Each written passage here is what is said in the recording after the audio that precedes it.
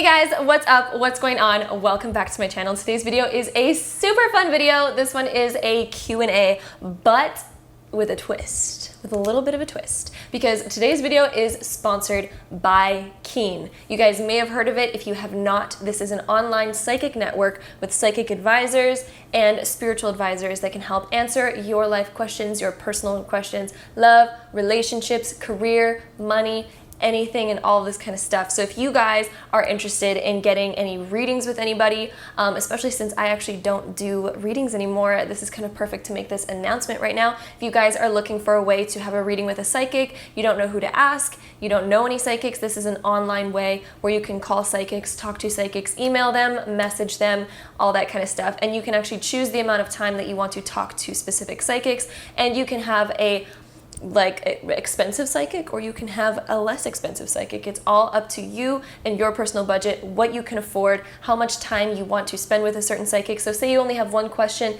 and you only want to talk to a psychic for 2 minutes, you can just choose 2 minutes with a psychic and you can only pay for 2 minutes. Or if you want like a full-blown reading, you can pay for however many minutes you want. So this is a really cool website, so I definitely wanted to mention them here. And if you guys are interested in trying out Keen, you can head to trykeen.com/gem and you can get your first 10 minutes for only $1.99 using my specific link right here. So definitely go check that out if you guys are interested in talking to a psychic. And one question that you guys do ask me a lot is, how do you find a good psychic and a good psychic who is perfect for you to answer your specific questions? The amazing thing about Keen is that you can actually do a little survey on their website and they will match you with the perfect psychic for you based on your answers that you provide for their specific questions. Another really amazing thing about Keen is that it is 24/7. So if you wake up at 2 in the morning and you have a burning life question, you just need to know something, you can know it immediately by logging onto Keen and talking with a psychic, because it is 24/7. So this is amazing. They have hundreds and hundreds of psychics, so you can always find somebody that kind of matches you, which is amazing. And then you don't need to wait until you book a reading with somebody and then wait days and days for your reading to appear. Like, you can log on to Keen whenever you desire. Another amazing thing is that they provide 3 different ways to talk to psychics. So you can do a phone call, you can do a chat where you just log on and chat, or you can do it by email. So they provide multiple different ways. So say that you are a shy person, you really don't like to talk directly to people, you have the option of just using the computer chat or doing an email version. So Keen is just very flexible and amazing for your specific needs, your time, whenever you guys need a certain session, and they have multiple psychics to choose from. There's always like a lot of psychics to choose from. There's always a lot online, which is amazing. Keen also does send ongoing promotions as well. So in your email, it'll pop up to get $5 off, or if you buy 10 minutes, you get an extra 20 minutes for free. They do have ongoing promotions constantly, which is another amazing thing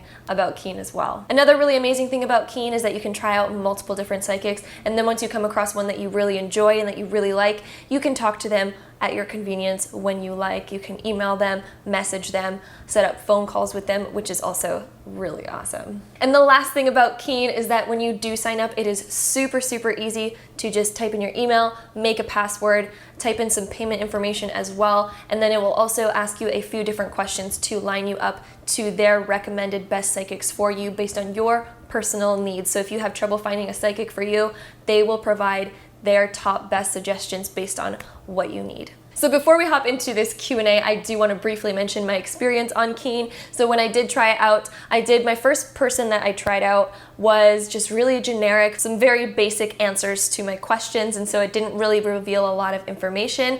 My second psychic that I did try was absolutely amazing. I personally actually used my own money to buy additional minutes with her because she was just actually very thorough and really amazing. So when you do try Keen, I do recommend maybe trying out a couple different psychics before you actually choose the psychic you want to spend like a larger amount of money on and buy more minutes with. Again, you can choose, and then while you're in the phone call, you can actually decide to buy more minutes while you're with that psychic. So if you like that psychic, you can just buy more minutes on the phone call if it runs out, which is really cool. But yeah, so my second psychic, I actually ended up spending my own money on as well, just because I actually thought this psychic was really amazing. But again, There are some of them that are just really more basic, but if that's something that you enjoy, there's just all the options. You have all the flavors of psychics on Keen, which is so incredible. But without further ado, let's hop right into this Q&A where I'm going to answer some of your questions. I got these questions off of Instagram and I asked you guys to just ask me anything that you guys wanted. So I'm going to be answering some personal ones and I'll be answering kind of all of them, as well as I asked two of my really good friends who are also psychics their certain answers on these questions as well. So without further ado, let's hop right into this video, starting now. So the first question that I also asked my friend Samantha, and we had kind of similar answers to this question, which is amazing because they kind of fit in perfectly. So I'll answer my answer with her answer at the same time since they're like super similar, which is, do we have a destiny? And if so, how do we discover that destiny? How do we know how to find that destiny?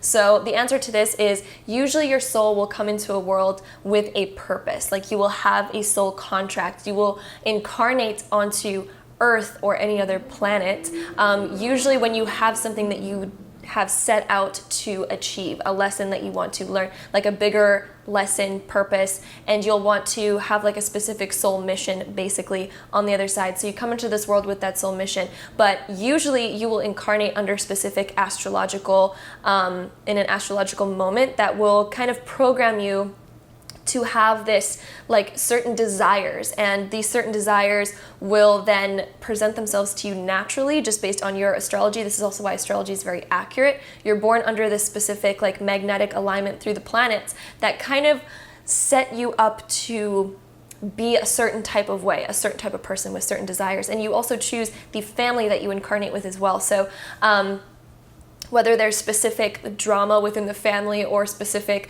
belief systems, all these types of things, you chose which family to incarnate with. Therefore, you chose that situation in order to play out in your life, in order to teach you certain things and raise yourself in a certain way with certain belief systems that you either agree with or disagree with, for a purpose. So you'll actually be fulfilling that purpose no matter what, just based on how you got brought into this world and how you were born into this world. Though we also do have very much control over our destinies, which brings me to the next question, which is it possible for us to control our future? Yes. So we did come here with specific destinies, which will automatically be fulfilled no matter what, because your desires will lead you to that, to those specific things. So as long as you're following your desires, you are actually fulfilling your destiny. So you have desires set in place for specific purposes, and those desires do change over time, but that is also something that is meant to be. Your soul will lead you in the right direction no matter what, so don't worry about that. But yeah, is it possible for us to control our futures? Yes. So we do have free will, although we're born under certain astrological magnetic sort of alignments that leave our soul with this almost imprint. We also do have free will. So you're able to change certain things. So you're able to, fulfill your destiny in multiple different ways. There's multiple different roads to get to the same end game, basically. So you do have free will, and you will have certain desires in place that can be fulfilled in multiple different ways. So it's up to you to choose what you want to do, what you want to learn, and you don't really need to know the amount of number of ways. Just know that as long as you're following your heart, you're doing what you're called to do, you are fulfilling that destiny. So just know that. And sometimes you'll notice certain conflicts either with family members or friends. And if those conflicts are put into place and you're still following your destiny, and say your family members don't agree with that, maybe that is also put into place for specific reasons. You're born under that family for a reason, and if you have a certain belief system that contradicts that family, there's some growth, there's some soul contract growth that was put in place there in order for you to either teach your family something or your family to teach you something. But just continue following your desires and just see how it plays out. You don't need to worry about what the lesson is. It will be fulfilled as long as you follow your heart, okay? So that is the answer to those questions. And my friend had very similar answers, so I kind of just molded those all together. The next question is, how do you know if your third eye is open? So I asked both my friend Samantha and my friend Stargirl. So shout out to you, Stargirl. If you guys don't know who she is, definitely check her out. She's another YouTuber here. But they both had really, really amazing answers for this. And so first, Star's answer was, you know that your third eye is open when you get angry and feel the need to change how the world is, because you notice the injustices and care enough to do something about it. You see how everything is connected. You can feel people's energy, and the energy everything lets off. You understand how everything is an illusion. Only love is real. Human connection is more important than ego. And you understand that that is the human experience, love, not materialism, not success, not revenge, just love. So that was Star's answer, which was amazing. All those reasons are like huge, huge, huge indicators that your third eye is definitely open. I've experienced lots of this myself when I open my third eye. My friend Sam also did mention another thing that I do want to point out is that another way to know that your third eye is open is when you start to trust in the unseen. A lot of us don't trust anything unless we can see it, like seeing is believing. That is actually your third eye being closed. Once you can believe in the unseen and the hidden and the other side and those types of things, your third eye is open, and also you'll start to notice that you can see things that are not normally there. For example, spirits, energy, auras, that type of stuff. Though not everyone who opens their third eye will see this stuff. Usually with very heightened energy and practice, you'll then start to see those things. But if you don't see those things and your third eye is open, it can still be open without seeing spirits and stuff like that too. I just want to mention. The next question, and this is one of my favorite questions, I'm so excited about this one, is it possible to change your physical features with manifestation? So I asked Stargirl this one too because I know that she's really into this kind of stuff, just like I am, and her answer is incredible. So I'm going to share that one, and I agree with I agree with the whole answer, honestly. So I'm just going to read out to you this answer of, can you change your physical appearance with the law of attraction? And it is possible in two different ways. You can manifest money to pay for a physical change in your appearance, skincare, hair, cosmetic, all those types of stuff. Or if you manifest beauty, it will be a glow that comes from the inside that people can't ignore, which I really like that answer. It will literally make you more attractive to other people because you can change the frequency in which your being vibrates. It's hard to explain, and I agree with you, Stars. This is hard to explain, but just try to kind of like think about this, and if it doesn't really make sense, just think about it for a little while and it'll slowly sink in. But the next thing that she says is, you know how some people have the it factor even if they do not meet the standard of beauty? So basically, like, have you ever been attracted to somebody where you're like, you know, I don't know why I'm attracted to them. They're not like usually my type. They're not really necessarily attractive physically, but they just have this like essence about them that makes you like really attracted to them, and you're just like, okay, I really like you, I could date you, I could be with you, even though they don't have like the outer appearance that you might wish them to have. So basically she's saying that yes, you can also manifest that, where pretty much you can attract anyone and everyone no matter what you look like just by the vibration that you give yourself, and you can actually manifest this specific vibration where people will come to you and be like super attracted. And then the last part of this that she said is, that's what you'll get if you manifest beauty, and it's more gorgeous than any beauty standard. I truly believe the goodness of your soul radiates outwardly. So if you're a good soul and you have good intentions, you have a good vibration, your soul will emit that frequency that will naturally just attract people to you, which I completely agree with. And the really cool part about manifesting that specific frequency and that specific vibration, you can actually change your physical appearance over time. And if you're a very, very advanced manifester and manipulator of energy, my part of this answer would also be to add that you can also change your physical body with the law of attraction manifestation, especially when you look into quantum physics and, the anatomy of people and like really deep, like, I don't even know what you call it, basically just kind of quantum physics and the research of cells and energy. Because if you zoom in so far onto any solid object, you realize that every single solid object is like 99% energy and like 1% particle. But they've also actually recently discovered that particles even don't exist, because if you zoom in on those like 1% of particles and you zoom in so far, it's actually also just waveform and energy. So that being said, technically we are not actually physical beings at all, even though we have this like sort of like physical experience or an illusion of a physical experience. It's really not that physical at all. So although it's still quite physical based on just our consciousness and the way that we are kind of almost restricted in this universe, that it seems difficult to manipulate certain things, there's again advanced yogis that live way out in the Himalayas and all these different places in Tibet and all over the world basically, that can actually have telekinesis. They can move objects with their minds, they can send objects into other dimensions and all this kind of stuff. And so having that power and manipulation over a physical object would technically mean that you can actually change your physical appearance too, based on the law of attraction. Though I think that this is something that takes a ton of practice. But say you want bigger lips or longer hair, you can manifest longer hair naturally, but I'm sure like if we all were like super, super advanced, we'd be able to just like change our physical form,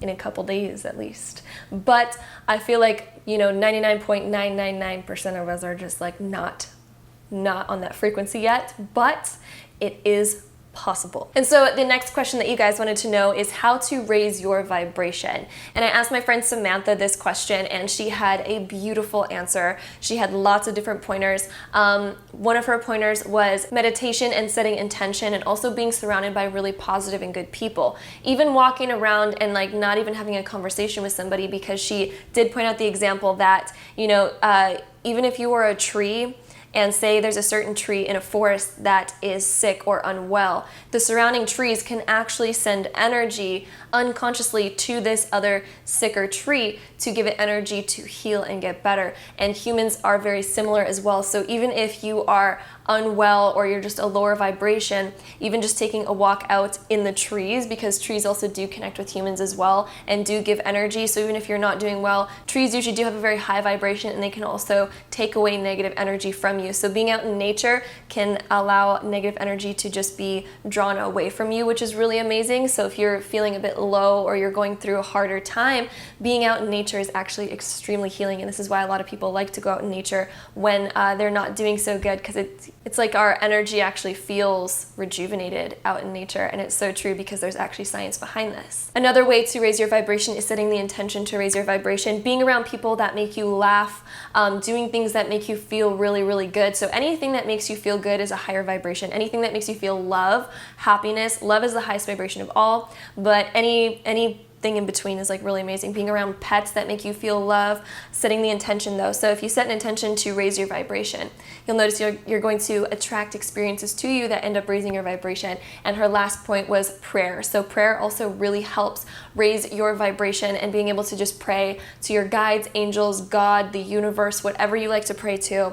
Ask for your vibrations to be lifted and your energy to be heightened, which is an amazing, amazing answer. So I love that. Thank you, Samantha, for that answer. And I agree with every single pointer on there for raising your vibration. She also did mention that eliminating certain toxic things, so toxic foods, toxic people, those types of things will help raise your vibration, because you're not being dragged down by anything. So anything that kind of drags you down, whether it's certain foods like processed foods, junk foods, things like that, do lower your vibration. So if you're interested in heightening it, consume really good things and only allow good things to come into your body. That includes people. Only allow good people to come into your body as well, or only go into good bodies. That was, if you guys get my drift. The next really interesting question that I got is the universe a simulation? I thought this one was really interesting, and so I asked Stargirl this one as well, so this is her answer. The universe is a perfect organic computer running in patterns. Look at any organic being. Astrology is a map of those patterns. Numerology is as well. Understand the patterns, and you can use them to break the matrix or the code.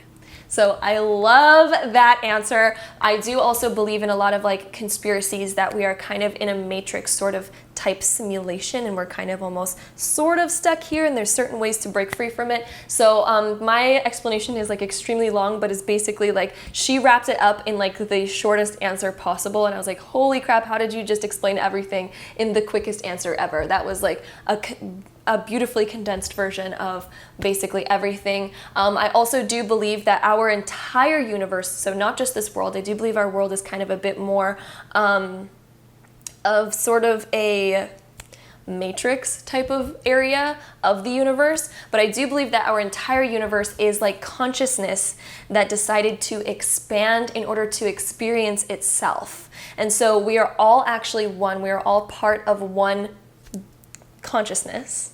And this is God or the universe or source energy. And it's basically just a one piece of energy basically that was nothing but is everything at the same time, and it expanded in order to experience itself. Everything in this world, in this universe, has a flux and a flow. Think about breathing. Think about, for example, you can take rabbits and wolves, and the wolf population will grow as the rabbit population grows, just because they have more food to consume, but then the rabbit population will decrease because there's more wolves now, and then since the rabbit population's decreased, then the wolves will decrease because then there's less food, and then as that decreases, then the rabbit population will increase. Everything has a flux and a flow. It's like a teeter-totter constantly, or like breathing in and out, flux and flow.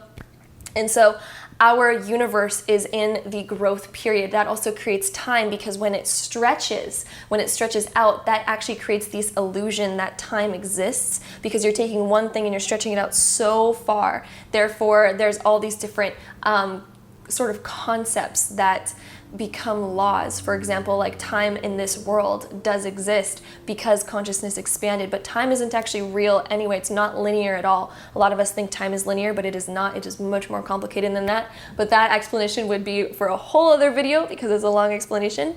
But anyway, we are still on this growth part of this flux flow, and eventually, as consciousness finishes experiencing itself and getting rid of all of this karma and seeing kind of itself and its reflection, as it starts to work through these certain like blockages and not really obstacles, but almost like these sort of like the chaos. Because when you take something and you stretch it out really far, there comes this like chaos, this energy, this kind of vibration, this friction, that's the word, kind of creates this friction. And so us, even in the smallest things, us having arguments with other people or us doing this or whatever, that's like the friction of this consciousness expanding and experiencing itself. And as we start to fix all these things, we're going to actually slowly start to sink in. And as we raise our vibration, we start to sink back into the consciousness of all, of everything, and then return to source.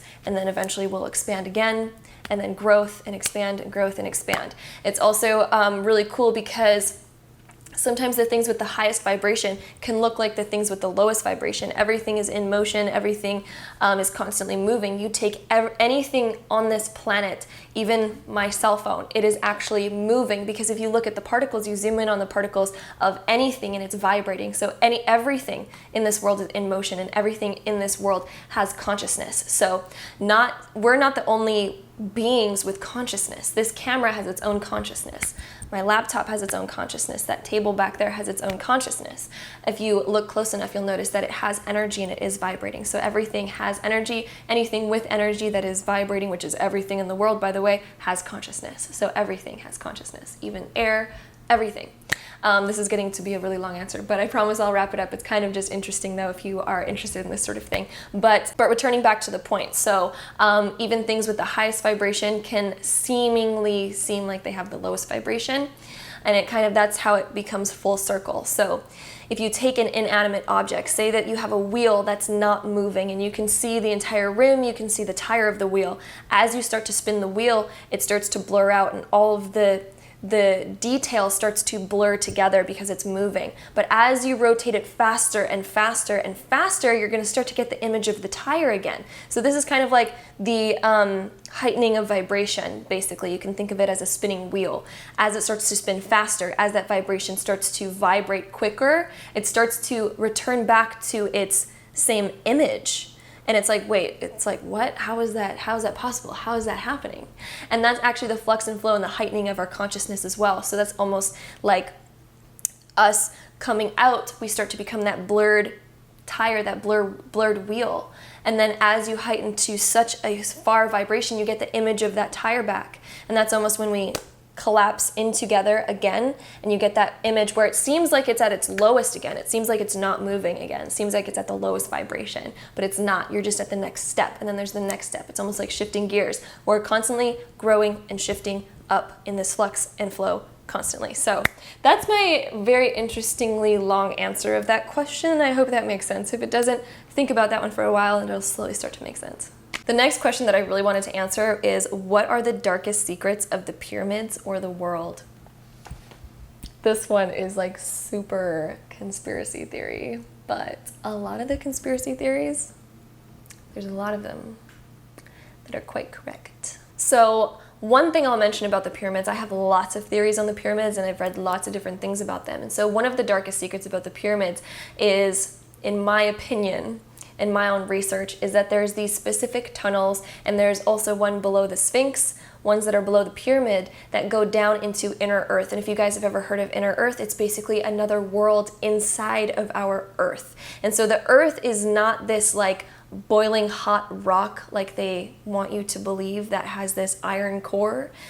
Because even though they try to explain the magnetic poles by this iron core that we have, you would need to have so much iron in order to have the specific magnetic pole that we have. Therefore, there's no way it's just a solid rock of iron in there, because even with that much iron, it wouldn't have the amount of strength of magnetic pole that we have in our Earth. So there is lots of speculation that that theory is actually not true. But then there's lots of evidence that points towards us having an inner Earth, where there's another Earth and there's another sun that's beneath there that is very different than our sun that we see. It's a bit more foggy, stuff like that. But yeah, the biggest secret about the pyramids that I actually believe is true, but who really knows the answer until you've actually seen it.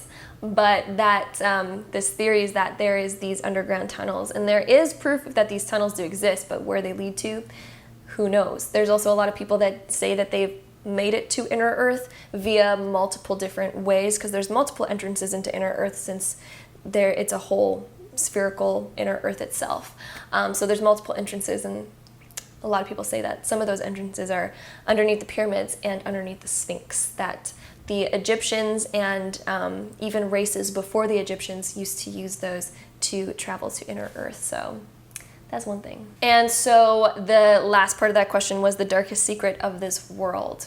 And so that kind of ties in with it. I would say that one of the darkest secrets of this world is that we do have an inner world. And actually the poles, part of the North Pole and part of Antarctica, the actual points, the very middle of those, are something that you're never allowed to travel to. Airplanes are not allowed to travel over top of them.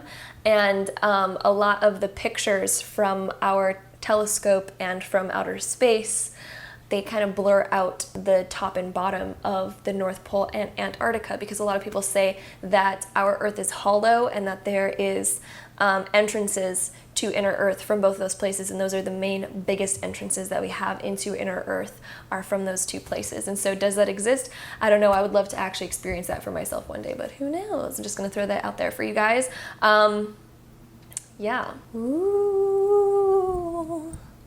I would say that those are the biggest secrets. So that is all for today's video, and I hope you guys liked it. If you did, don't forget to give it a really big thumbs up, and let me know your guys' opinions on especially that last question that we just answered. That one was crazy, and I really want to know your guys' thoughts on that same question. But before we end this video, I do want to remind you guys about Keen. So if you guys do want to ask any questions about your life, say you have any questions that you've always wanted to ask a psychic, whether it be about love, relationships, career, money, anything that your heart wants to know about, definitely consider trying Keen, and go to trykeen.com/gem if you want to get your first 10 minutes for $1.99. So under $2, your first 10 minutes is under $2, guys. That is an insane deal. It is amazing. Thank you so much to Keen for sponsoring today's video. I really enjoyed my experience trying Keen. It was an amazing, amazing experience, and I hope you guys also have an amazing experience if you do decide to try Keen out.